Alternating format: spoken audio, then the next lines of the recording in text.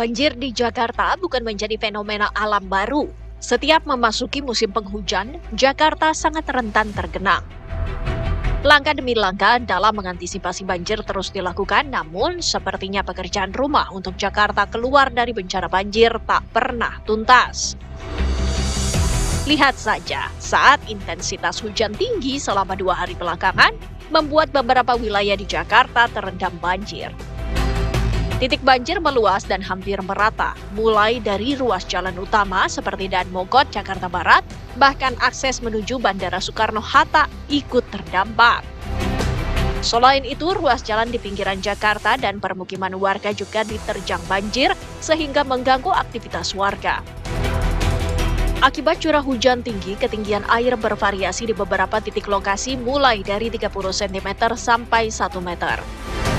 Sebagai langkah mitigasi menghadapi cuaca ekstrim dan potensi bencana hidrometeorologi, pemerintah Provinsi DKI Jakarta melalui Badan Penanggulangan Bencana Daerah atau BPBD melanjutkan pelaksanaan operasi modifikasi cuaca. Dalam menghadapi bencana banjir di Jakarta, lagi-lagi warga pun harus tetap waspada dan siap siaga karena curah hujan masih tinggi mengintai.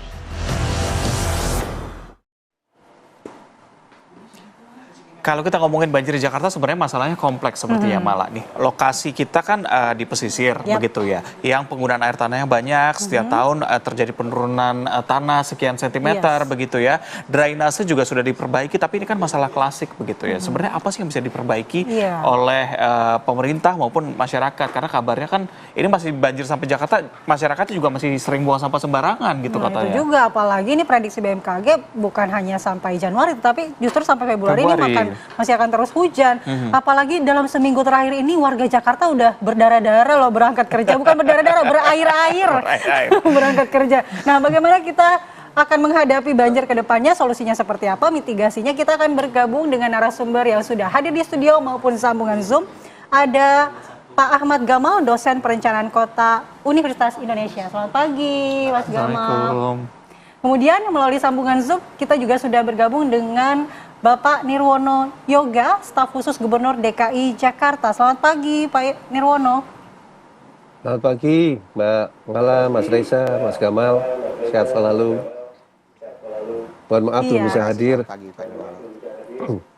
Baik, Pak Nirwono, kita mau tahu ini prediksi BMKG masih akan terus hujan bahkan hingga Februari. Lalu kemudian ada program atau solusi yang dilakukan oleh Pemprov DKI Jakarta untuk melakukan modifikasi cuaca. Bagaimana kemudian langkah-langkah selanjutnya untuk terus mengantisipasi banjir yang terjadi di kota Jakarta ini, Pak? Baik, Mbak Mala. Jadi secara umum yang bisa saya sampaikan dalam beberapa pekan terakhir ini, yang menjadi catatan ada menarik ya, sebenarnya ada 3 jenis banjir yang perlu menjadi perhatian karena solusinya juga tentu berbeda dan waktu penyelesaiannya juga akan berbeda ya. Secara umum dalam beberapa hari ini didominasi dengan namanya banjir lokal ya. Banjir lokal itu lebih karena difaktor ke sistem saluran drainase kotanya yang tentu menjadi PR untuk segera diremajakan karena kapasitas curah saluran drainase kita ini kan masih dirancang untuk 150 ml per hari ya.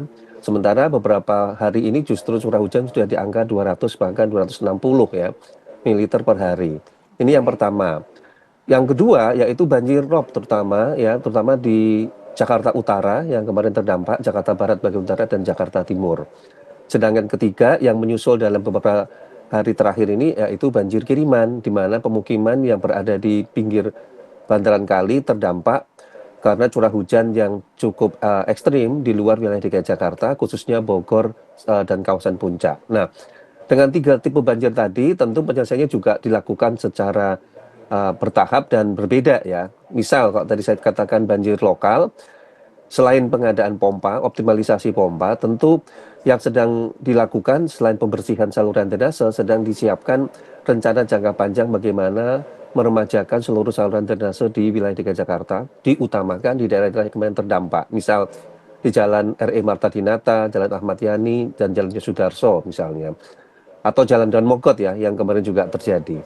Sementara untuk banjir rob ya, pertimbangan utamanya yaitu penataan kawasan pesisir secara keseluruhan ya, karena kita tahu terjadi penurunan muka tanah dan juga kenaikan muka air laut, sehingga dalam jangka panjang perlu penataan secara menyeluruh kawasan pesisir utara. Sedangkan banjir kiriman, seperti yang disampaikan oleh Pak Gubernur, dalam waktu dekat ini sudah dilakukan penyelesaian untuk normalisasi, dimulai dengan normalisasi Kali Ciliwung ya. Dari era Pak Fauzi kan masih ada sisa 17 kilo ya dari 33 kilometer yang ditargetkan, yang insya Allah tahun ini bisa dibebaskan dan tahun 2027 sudah bisa dilakukan normalisasi. Nah, di samping itu pembangunan embung waduk juga diperkuat untuk menampung daya serap air ya. Sampai dengan hari ini ada 9 waduk baru ya yang sudah selesai, yaitu 5 di timur, 2 di selatan dan 2 di Jakarta Barat, yang diharapkan nanti dalam menghadapi cuaca ekstrem dapat menampung luapan terutama banjir kiriman, yaitu dari sungai.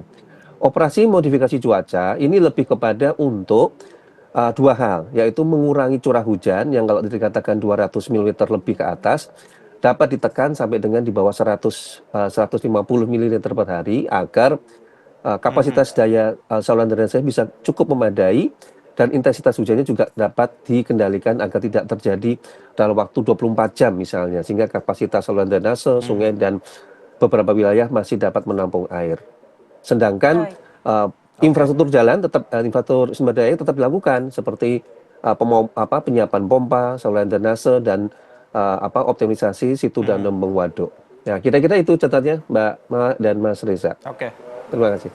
Baik, saya ke Mas Gamal. Mas Gamal, kalau kita lihat beberapa gubernur terakhir di Jakarta, mereka punya cara beda-beda gitu ya. Kalau dulu Pak Jokowi fokusnya lebih ke normalisasi gorong-gorong begitu ya, Basuki Cahayapurnama lebih ke normalisasi sungai, kalau Anies Baswedan lebih fokus ke sumur resapan. Nah, kalau masukan untuk gubernur sekarang, Pramono Anung, apa yang bisa dilakukan? Karena sudah beberapa cara dilakukan, tapi ternyata masih banjir juga di Jakarta.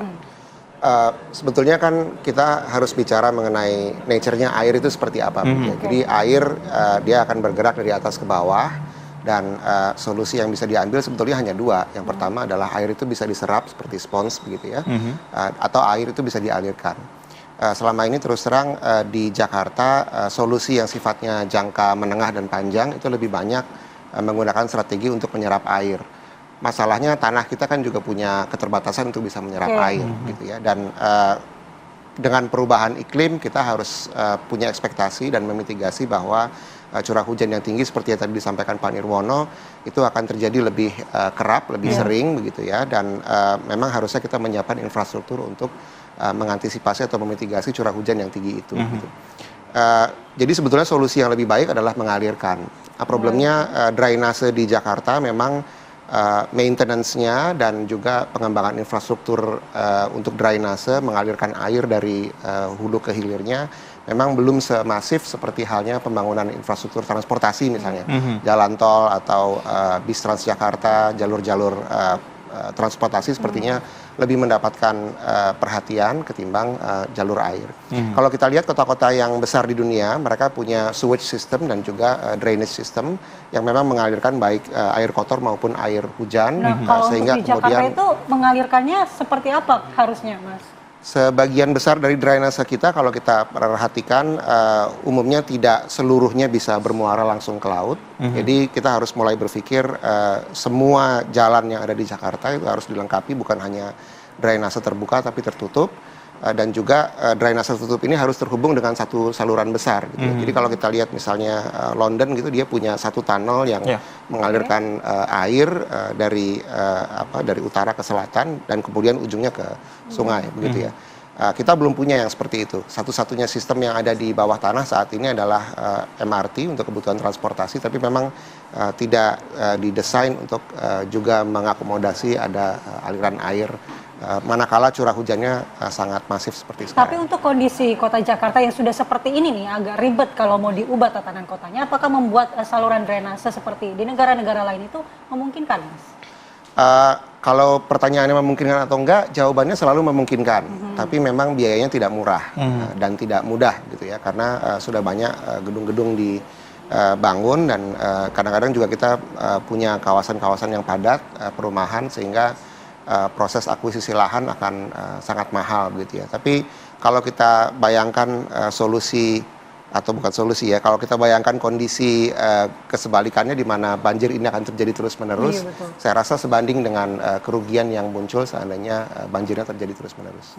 Oke, Mas Nirwono, melihat apa yang terjadi saat ini gitu, antisipasi tadi sudah Anda jelaskan juga apa yang sudah dilakukan oleh pemerintah provinsi begitu. Tapi kalau kita melihat ada beberapa kawasan yang kondisi cukup parah begitu, bahkan ada warga yang juga harus mengungsi. Nah, antisipasinya apalagi yang bisa dilakukan mengingat memang curah hujan cukup tinggi, tadi juga sudah dilakukan modifikasi cuaca begitu. Ya, baik. Terima kasih. Saya pertama sepakat dengan semakin Mas Gamal tadi ya. Memang secara umum PR terbesarnya adalah memperbaiki saluran air ya, saluran drainase kota kita yang saat ini masih di bawah 150 ml. Artinya kalau curah hujan kita di atas 150 seperti kemarin sampai 260 ya di utara dan barat, maka saluran drainase kita belum mampu ya secara umum. Termasuk juga di Jalan Jenderal Sudirman dan Tamrin ya. Itu masih dirancang dengan 150 ml per hari. Ke depan tentu PR utamanya adalah bagaimana mengembangkan permajaan secara keseluruhan saluran drainase yang ada di Jakarta. Dan betul memang secara umum kita belum memisahkan antara saluran drainase dengan saluran pembuangan air limbah ya. Ini juga menjadi PR di Jakarta yang dalam waktu dekat ini sedang dilaksanakan dalam proyek strategis nasional ya untuk pengolahan air limbahnya dan perbaikan saluran drainase menjadi PR dari Pemprov DKI Jakarta dengan catatan dipersiapkan untuk mampu mengantisipasi curah hujan di atas 150 bahkan bisa 200 ml per hari itu.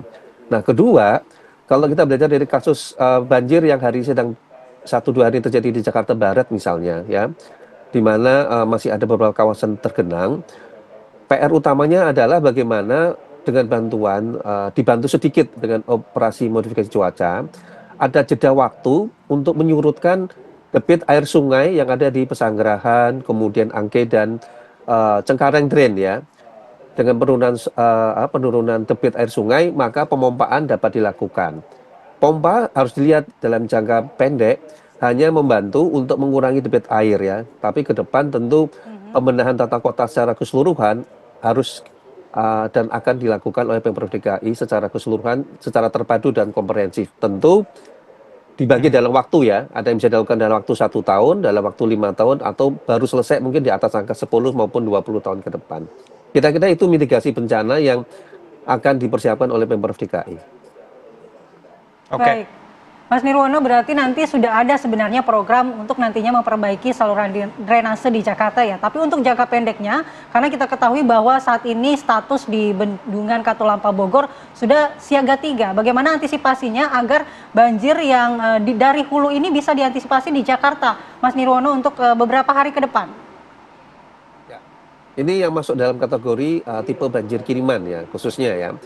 Karena ini pasti akan berdampak seluruh pemukiman yang ada di bantaran kali, khususnya kalau Jakarta dengan Katulampa hubungannya dengan Kali Ciliwung. Ya.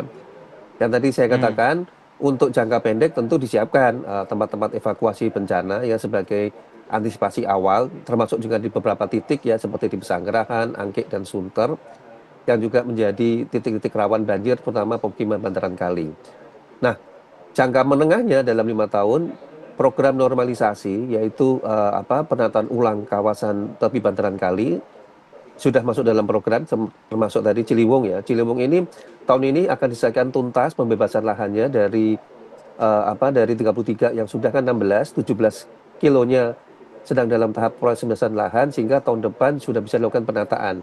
Sehingga diharapkannya kalau Kali Ciliwung tadi sudah bisa ditata secara ulang, dibantu dengan 2 bendungan ya, Bendungan Sukamahi, Ciawi, dan sodetan ke Kanal Banjir Timur, diharapkan Ciliwung bisa menjadi awal penataan sungai yang bisa dalam tanda petik mitigasi bencana banjir. Dengan demikian, masih ada 3 sungai yang menjadi PR sejak zaman Pak Fosibowo sejak tahun 2012, yaitu Pesanggeran, Angke, dan Sunter, yang saat ini sudah dalam tahap pembebasan lahan rata-rata 30 sampai 40%. Nah, diharapkan 4 sungai ini bisa kita jadikan semacam contoh bagaimana penataan kawasan secara berkelanjutan ya, sehingga menjadi awal untuk membebaskan banjir di daerah tepi bantaran kali. Nah, kira-kira itu. Tetapi yang menjadi PR juga penataan bantaran kali di Jakarta tidak akan banyak berhasil kalau dari hulu misalnya tadi. Hulu artinya dari Puncak, Bogor, Depok ya, yang sebelum masuk ke Jakarta juga tidak dilakukan penataan ulang tata ruangnya. Misal perizinan misalnya ya. Kita tahu di beberapa wilayah perizinan tata ruang menjadi PR besar dalam mengendalikan pemanfaatan ruang untuk mengurangi dampak banjir di masa depan. Kira-kira itu, Mas Reza, Mbak Mala. Baik. Baik, Mas Nirwono dan juga Mas Gamal, kita akan ajak Anda untuk melihat bagaimana kondisi terkini banjir tepatnya di Pejaten, Jakarta Selatan bersama rekan kami Haikal di sana. Haikal, selamat pagi. Bagaimana kondisi banjir di Pejaten saat ini? Ya, baik Mala, Reja, pemirsa TV One, kami kabarkan pada Sabtu pagi ini pemukiman warga Pejaten, Pasar Minggu, Jakarta Selatan ini kembali terendam banjir. Diketahui dari laporan resmi dari BMKG juga dari Sabtu malam juga nantinya akan dihujani kembali. Hingga banjir di kawasan ini diakibatkan dari kiriman Bogor, Jawa Barat, di mana status siaga 3 yang pada pukul 01 dini hari tadi kembali menggenangi Pejaten Timur sebanyak kurang lebih ratusan rumah warga yang saat ini sudah terlihat di depan layar kami. Juga sebagian sejak air tiba ini para warga sudah mengevakuasi dirinya di tempat yang aman. Kami kabarkan lagi pemirsa, saat kondisi di Pejaten Timur ini ketinggian air sudah mencapai kurang lebih 1 meter, di mana lokasi yang paling ujung ini sudah dibilang paling dalam dari lokasi yang kami kabarkan di dataran tinggi. Begitu Reja dan pemirsa. Ya, Haikal, apakah para penghuni rumah, masyarakat atau warga di sana mengungsi ke tempat yang lebih aman atau sudah disediakankah lokasi-lokasi pengungsian oleh aparat di sana? Ya baik, Mala dan Reja, pemirsa, kami kabarkan kembali. Saat ini, saat air sudah tiba di lokasi, memang para warga ini sudah mengungsikan dari ketinggian air yang sudah terlihat 30 cm tadi malam hingga terus berdatangan hingga 1 meter ini. Tidak ada satupun warga yang bertahan, juga sudah dievakuasi tadi malam oleh petugas SAR gabungan menggunakan perahu karet, yang dimana memang dataran ini cukup tinggi lantaran memang bantaran kali Ciliwung ini dekat dari para pemukiman warga yang dimana di jalan Gang Buntu ini memasuki tadi pagi begitu. Baik, terima kasih atas laporannya Haikal. Selamat kembali bertugas dan selalu berhati-hati. Mas Gamal, yang cukup menarik adalah tadi dikatakan bahwa ini banjir terjadi banjir kiriman. Penanganannya pasti akan berbeda dengan sistem tata kota yang sudah ada begitu. Sebenarnya apa solusi yang bisa diberikan? Mungkin bisa dijawab usai jeda. Tetap bersama kami di Apa Kabar Indonesia Pagi. Kembali di Apa Kabar Indonesia Pagi. Sebelum kita lanjutkan dialog dengan Mas Gamal, nanti kita lihat dulu banjir yang terjadi di Rawabuaya, Jakarta Barat. Sudah ada rekan kami Rizka Sasabila yang mengabarkan dari sana. Silakan Rizka.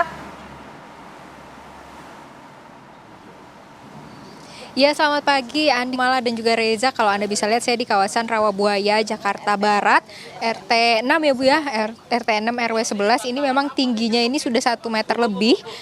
Kalau misalnya Anda lihat, ini beberapa warga yang rumahnya tingkat, ini masih ada yang di atas rumahnya, ataupun ada beberapa yang menumpang di area warga yang lebih tinggi. Nah, kalau misalnya Anda lihat, ini makin ke dalam sana, ini memang jalanan ini agak turun, sehingga air itu datang dari belakang sebelah sana, dari bawah dulu, nanti baru ke arah sini ini mulai meninggi. Nah, saya juga mau bertanya sedikit dengan warga yang tinggal di daerah Rawabuaya ini dengan Ibu Entin ya Bu ya.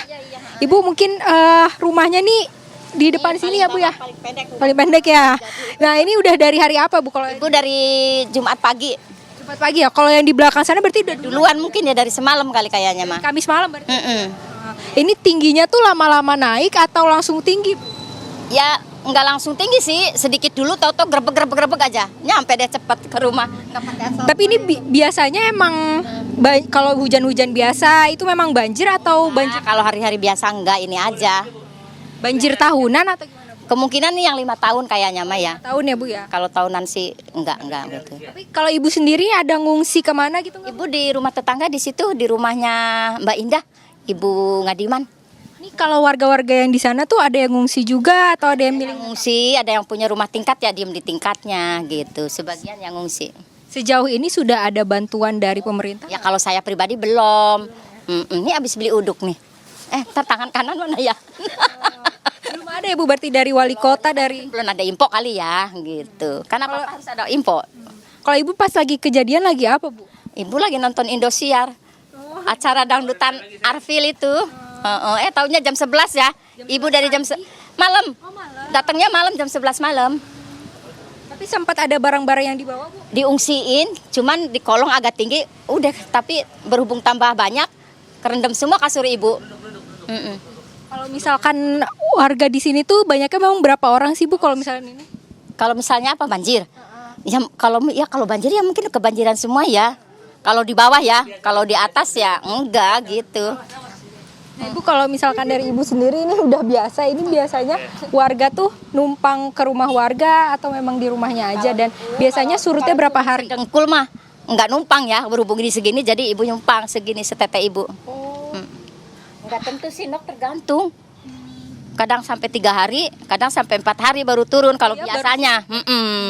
Tapi ini air kali udah turun, ini belum turun. Kali kayaknya ada bantuan pompa gitu nggak, Bu? ada, pompa mah ada di sini nyala. Cuman emang di sana ada di Kelingkit ya. Nih di sini ada di Tanggul tuh di depan. Nyala pompa mah. Harapannya, Bu, nih dari kejadian banjir ini kan nggak cuma di Jakarta Barat ya, di seluruh Jakarta gimana, Bu? Ya mungkin pompanya mungkin ditambah lagi apa gimana ya. Soalnya pompa udah ada sih, Neng. Udah ada pompa di Kelingkit, udah ada ya, di sini udah ada. Cuma emang kita lagi ada musibah kali ya. Nah gitu aja. Terima kasih, Ibu. Ya. Makasih, Ibu. Ya. Andi, Reza, dan juga pemirsa, tadi keterangan dari warga ya, memang ini kalau menurut warga mungkin salah satu banjir 5 tahunan yang datang, karena memang biasanya di kawasan Rawabuaya ini tidak terjadi banjir apabila ada hujan yang curah hujan yang cukup tinggi seperti itu. Saya kembalikan ke Anda di studio. Baik, terima kasih Rizka Sasabila atas laporannya. Selamat kembali bertugas. Mas Gamal, tadi kita sempat bicara soal banjir kiriman. Tadi warga juga sempat berbicara mengenai itu. Lokasinya juga kita sudah tahu di mana saja begitu ya. Penanganannya pasti berbeda. Seharusnya seperti apa nih, Mas? Sejujurnya kan kita tahu bahwa di Jakarta ada banyak daerah cekungan-cekungan ya. Harusnya daerah cekungan ini karena lebih rendah dari posisi yang lain, maka yang paling ideal di tempat-tempat itu memang tidak dibangun jadi permukiman. Karena gitu setiap tahun pasti ada, misalnya Kebon Pala, Jakarta Timur itu kan, setiap tahun pasti ada, dan ketinggiannya juga lumayan karena lebih tinggi lebih rendah daripada debit air di Kali Ciliwung situ ya. Betul. Tapi kan kondisinya kan di banyak daerah seperti itu sudah ada pemukiman. Nah, kalau kita perhatikan daerah-daerah seperti itu tidak selalu mengalami banjir. Mungkin ada siklus-siklus seperti tahunan atau 5 tahunan tadi seperti yang disampaikan oleh responden. Lalu kemudian implikasinya adalah kita bisa menduga bahwa walaupun dia cekungan lebih rendah dari daerah yang lain, dia masih lebih tinggi dari permukaan laut. Jadi masih bisa diselamatkan. Problemnya adalah sebagian besar dari sistem drainase kita itu mengandalkan drainase terbuka. Jadi di kanan kiri jalan ada got begitu ya. Tapi got yang mengalirkan air ini nggak akan punya kapasitas yang cukup manakala debitnya sangat tinggi. Tadi seperti disampaikan Pak Nirwono, itu yang pertama. Yang kedua juga karena memang posisinya sudah sangat rendah, manakala debit air ini tinggi, maka air itu nggak bisa kemana-mana. Harusnya sebetulnya solusinya kita punya sistem drainase tertutup, jadi ada tunnel-tunnel, ada gorong-gorong yang kemudian mengalirkan air dari cekungan-cekungan ini ke satu tunnel yang besar terbuka, dan tunnel itu kemudian mengalirkan ke laut. Gitu ya. Daerah-daerah itu sebetulnya masih bisa diselamatkan menurut saya, tapi memang mahal. Manakala kita nggak punya tunnel-tunnel seperti itu, maka ya tadi kita bisa lihat butuh banyak sekali pompa, artinya solusinya mekanis, dan pompa tentunya nggak akan bisa bersaing dengan curah hujan yang sangat tinggi, kecuali kita punya pompa dalam jumlah Kira-kira yang sangat berapa banyak. tahun nih targetnya agar Jakarta jangan nunggu tenggelam baru bikin tunnel-tunnel itu, Mas Gamal? Biayanya sangat besar, jadi saya terus terang nggak bisa membayangkan sebetulnya berapa tahun ya Pemprov DKI Jakarta bisa melakukan itu. Barangkali perlu ada bantuan juga dari pemerintah nasional karena banyak sekali aset di Jakarta yang berkaitan dengan headquarter perusahaan-perusahaan nasional gitu ya.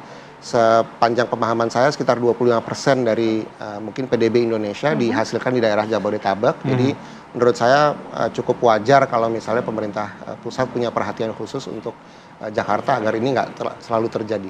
Oke. Mas Nirwono, tadi kita sudah lihat bagaimana kondisi, masyarakat juga sudah bercerita di sana, di mana pompa juga sudah ada sebenarnya. Data terakhir yang kami dapatkan 1.200 pompa yang sudah dikeluarkan oleh Pemprov DKI Jakarta atau mungkin lebih dari itu. Tapi itu bukan solusi ternyata, Mas. Bagaimana menurut Anda? Iya, harus bikin tunnel-tunnel kata Mas Gamal. Betul, jadi ada 3 yang perlu kita garis bawahi. Yang pertama memang selain operasi modifikasi cuaca, optimalisasi pompa pasti akan dilakukan ya. Artinya oleh teman-teman SDA pasti itu menjadi salah satu yang menjadi fokus ya. Nah, ini kan tentu jangka pendek yang tadi kita bahas. Sementara yang tadi poin kedua yang Mas Gamal sudah sampaikan juga yaitu tentang drainase, terus termasuk tadi tunnel-tunnel di bawah tanah, tentu itu dalam konteks program jangka menengah bahkan jangka panjang terkait juga dengan penganggaran. Saya sepakat karena Jakarta masih menjadi ibu kota, tentu kolaborasi antara pemerintah pusat dan pemerintah DKI Jakarta menjadi suatu keharusan ya, karena bagaimana juga masih banyak aset-aset dari pemerintah pusat yang ada di Jakarta. Nah, konteksnya tentu kalau tadi kita bagi, perlu prioritas ya, terutama daerah-daerah mana yang bisa dilakukan peremajaan saluran drainase, kemudian anggarannya berapa yang diperlukan, kemudian bisa kita bangun dalam waktu taruhlah 5 tahun, 5 tahun ke depan daerah mana, 10 tahun kemana, sampai dengan taruhlah 20 tahun yang akan bisa diselesaikan dalam konteks 100% seluruh saluran drainase tadi sesuai dengan curah hujan yang semakin ekstrim ya. Misal, rancangan awal saluran drainase kita kan masih 150. Nanti tentu ke depan akan dikembangkan atau dikaji, bahkan disiapkan misalnya saluran drainase kita mampu mencapai angka di antara 200 sampai dengan 300 ya. Jangan lupa tahun 2020 ya, curah hujan kita mencapai angka 300 ml per hari ya. Jadi juga menjadi catatan ke depan dan ini juga menjadi perhatian Pak Gubernur ya dalam ratas kemarin untuk mempersiapkan strategi jangka pendek, jangka menengah dan jangka panjang. Ketiga, yang perlu juga menjadi catatan tadi menarik ya daerah Pejaten, kemudian tadi Rawabuaya, saya bisa tambahkan juga Kebon Pala. Jadi sebenarnya secara umum titik-titik banjir pemukiman itu sebenarnya tidak banyak berubah jauh ya di lapangan dalam pantauan kami. Dan PR terbesarnya betul kata Mas Gamal tadi, perlu ada kajian untuk melakukan penataan ulang pemukiman di bantaran kali dan ini tentu tidak bisa dilakukan waktu singkat ya untuk melakukan misalnya perlu tidaknya relokasi misalnya kalau bantaran sungai tadi sempit sehingga perlu dilebarkan misalnya. Terus kemudian dalam jangka waktu 5 tahun apa yang bisa dilakukan di titik-titik lokasi banjir tadi? Secara umum tentu ini menjadi perhatian dari Pak Gubernur. Kira-kira itu catatannya. Baik. Mas Nirwono, ini kan Pemprov Jakarta juga sudah memberikan kebijakan untuk PJJ selama seminggu ke depan terkait dengan banjir ini, mengantisipasi banjir dan juga curah hujan yang tinggi. Lalu kira-kira apa himbauan dari Pemprov Jakarta untuk masyarakat dalam menghadapi cuaca ekstrim ini? Ya, Mas betul. Nirwono. Jadi secara umum ada 3 ya yang perlu disampaikan. Yang pertama ya, dari perkiraan BMKG memang curah hujan akan semakin tinggi menuju ke angka 27, tanggal 27 ya. Kemudian melandai, terus kemudian nanti menjelang Imlek akan ada kemungkinan naik lagi. Nah, dengan perkiraan cuaca di BMKG tersebut, Pak Gubernur mengambil kebijakan yaitu operasi modifikasi cuaca tujuannya untuk mengurangi curah hujan dan intensitas hujan sehingga teman-teman OPD terkait di lapangan seperti SDA, Dishub, Bina Marga, termasuk Dinas Sosial dan BPBD dapat melakukan antisipasi di lapangan sehingga ada waktu ya untuk tadi supaya sungainya surut, pompa baru bisa bekerja dengan operasi modifikasi sebagai jeda alat ya, waktu yang jeda. Nah, kedua selain perbaikan infrastruktur di lapangan tadi ya, seperti pembersihan saluran air, kemudian siap bantaran kali terutama ya, evakuasi jika terjadi banjir seperti hari ini misalnya, tentu disiapkan. Nah, yang ketiga, tentu harapannya nanti dalam operasi lapangan tadi, masyarakat dapat mengurangi aktivitas terutama pada waktu bekerja maupun sekolah ya. Catatan yang menarik ini Mbak Mala, Mas Reza, kalau kita bandingkan bapaknya hari banjir pada minggu lalu ya, hari Jumat, Sabtu, Minggu ya, kebetulan libur panjang ya, ada beberapa titik yang banjir di Jakarta Utara dan Jakarta Barat ya, beberapa titik. Karena dalam kondisi masih libur, maka aktivitas masyarakat banyak berkurang ya, sehingga tidak terlalu mengganggu. Nah, ini juga menjadi salah satu pertimbangan kenapa work from home dan school from home dilakukan untuk warga Jakarta sampai dengan tanggal 27. Nah, kalau kebijakan ini juga dapat diikuti oleh pemerintah daerah di Bodetabek, tentu akan mengurangi antisipasi misalnya terjadinya kemacetan pada hari Senin, Selasa, Minggu depan misalnya ya, sehingga warga dapat mengatur aktivitasnya dan tetap dapat produktif di tempat tinggalnya. Kira-kira itu, Mbak Mala, Mas Reza. Baik. Oke, baik. Terima kasih Pak Nirwono, Mas Gamal. Ini kita harapkan masukan-masukan yang diberikan tadi bisa menjadi solusi tersendiri untuk Pemprov Jakarta supaya permasalahan banjir ya sudah tidak ada lagi tahun depan begitu ya. Baik. Dan pemirsa, apa kabar Indonesia Pagi akan kembali saat lagi. Kami masih akan terus memberikan update terkini mengenai kondisi banjir pagi ini di wilayah Jakarta dan sekitarnya. Jangan kemana-mana.